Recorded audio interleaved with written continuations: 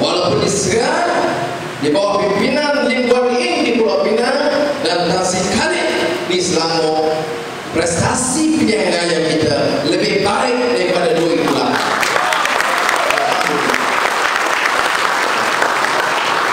Sudah pilihan raya, isu kaum dan agama dipermainkan begitu. Seolah-olah orang Melayu sekarang ditekan. Pergi di kampung-kampung, orang Melayu ini semua jadi alat dalam keadilan, dalam PAS, mainan di itu ditonjolkan.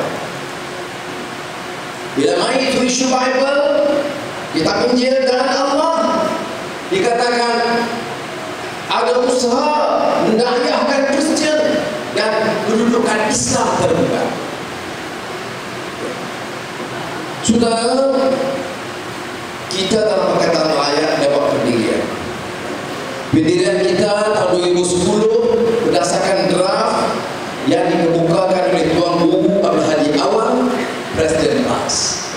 Dia tokoh politik, dia Tuan Guru, maka kita beri laluan, dia berikan draft, dan saya minta masa itu Keadilan dan DAP bersetuju dengan draft tersebut tanpa pindahan. Itu menjadi pendirian Pakatan Rakyat dalam soal itu. Ya. Maknanya soal memartabatkan Islam sebagai agama persekutuan dan Selangor, Islam agama negeri, meningkatkan usaha dakwah, mengimarahkan masjid, membawa perubahan, meningkatkan kefahaman dan pelaksanaan Islam.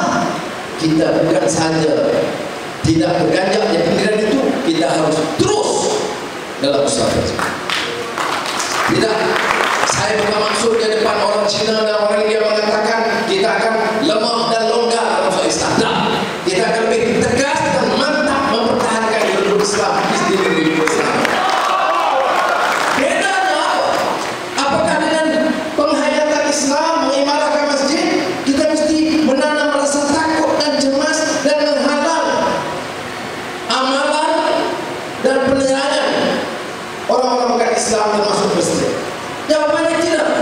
Kita harus mengimarahkan Islam, tapi kita mesti pertahankan hak tiap rakyat negeri ini, orang Buddhis, orang Hindu, orang Kristen berhak mengamalkan agama mereka masing-masing. Ini pendirian kepada jelas.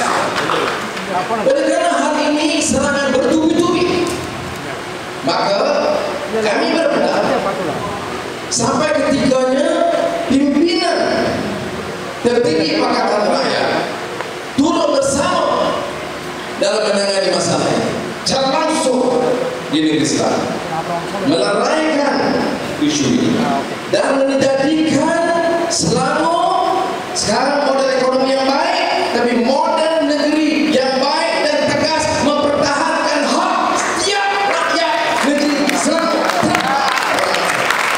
Sekarang sampai phase di mana ekonomi rakyat, pengangkutan, pendidikan, kesehatan, kemudahan itu penting, tetapi kekuatan politik Selangor sebagai model untuk membawa perubahan sehingga orang yakin kita boleh kawan dengan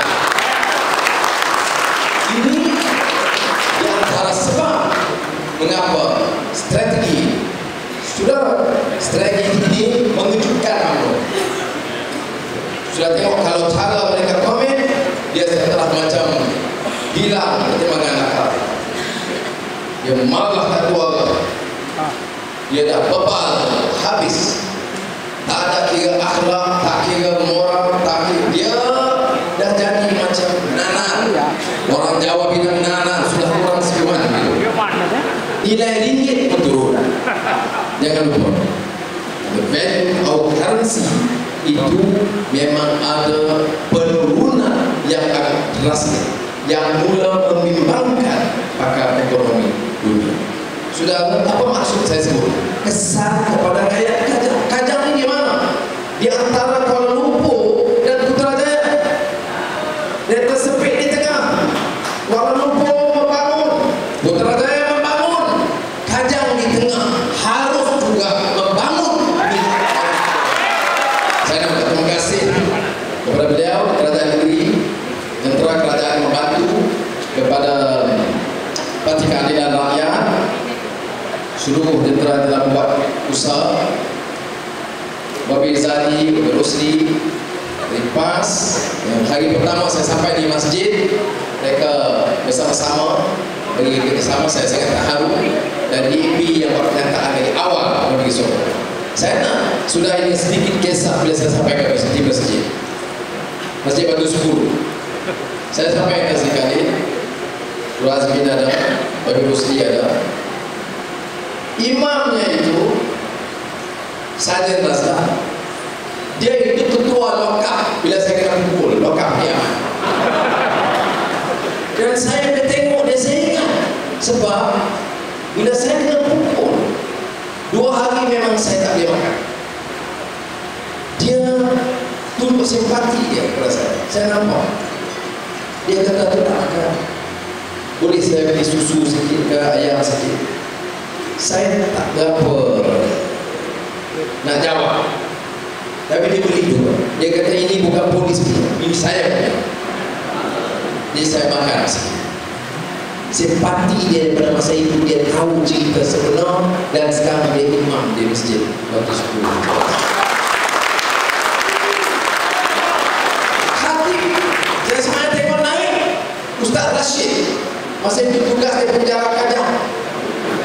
Ustaz Rashid ini kerja dia melawat penjara, melawat banduan-banduan, takut sesat, malas sembahyang, malah baca Quran.